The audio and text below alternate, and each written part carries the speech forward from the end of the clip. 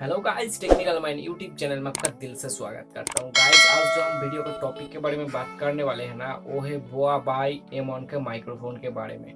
तो गाइस, इतना low budget में इतना अच्छा माइक्रोफोन बोआ का ही मिलेगा और इसका इतना अच्छा वॉइस क्वालिटी छोटा यूट्यूबर के लिए तो ये बेस्ट है। हम तो रिकमेंड करूंगी कि आप यूट्यूब से अच्छा खासा, थोड़ा सा भी अच्छा खासा इनकम कर सकते हैं तो बोआ का ही माइक्रोफोन खरीदे।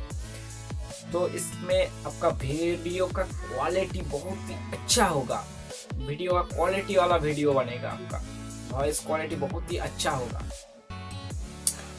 तो गाइज, वीडियो पे बने रहिए क्योंकि आज हम दिखाएंगे बोआ का रिव्यू, बोआ का माइक्रोफोन का अनबॉक्सिंग। तो गाइज, वीडियो बहुत ही इंटरेस्टिंग होने वाली है, तो वीडियो के लिए एक लाइक तो बनता ही है। चैनल पे नया है तो चैनल को सब्सक्राइब कीजिए और साइड में एक नोटिफिकेशन बेल है ना, उसको दबाइए, क्योंकि इस तरह की हेल्पफुल और नॉलेजेबल वीडियो इस चैनल पर आपको रोजाना मिलती रहेगी। तो चलिए गाइज, बिना टाइम वेस्ट करके आज के वीडियो शुरू करते हैं।